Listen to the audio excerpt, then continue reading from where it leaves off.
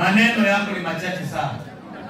Tangu tutoke Uhuru Park Delegate Conference, ule bwana alishikwa na wasiwasi. One time. Bila aliona mambo Kenya yote ingekuja, amepata na wasiwasi. Kasongo. Tangu jamii hii na maaskofu na party leader tuende kupeana pole kwa late Raila Amolo Odinga, fuse zake zote zikachoma na socket zake zikatoka. One time. Kizungu akasahau, akajawa na matusi na kiburi kwa sababu yale ameona. Ile itamshitua zaidi, aweza kulipuka kama nchi ni huyu Kisoi wakati tunapigia kura. Amekuja hapa leo, ameongoza hata ameogopa kusema akona candidates. Mtu alikuja hapa leo akasikia vile wewe viko, akasahau kama akona candidate hapa.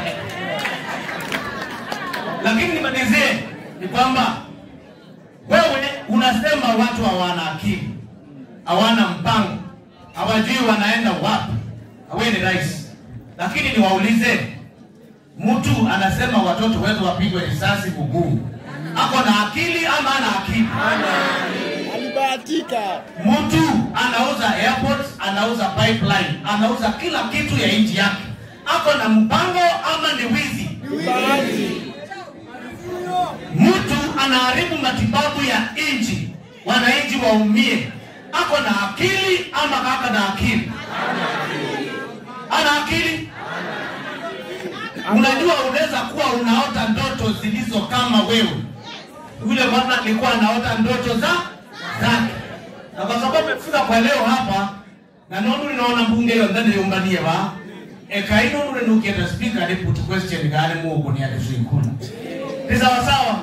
Can I put the question? Yes. Today convened here at Isaac Hotel, Mumbuni Ward, led by His Excellency Dr. Stephen Kalonzo Musyoka, and Governor of Vihiga, and the next member of the County Assembly for Mumbuni Ward, Anthony Kisoi. I now want to put the question with the delegates here. Will as many as the opinion that Kisoi will be the next member of the County Assembly of Mumbuni Ward say aye? Will as many as of a contrary opinion say nay?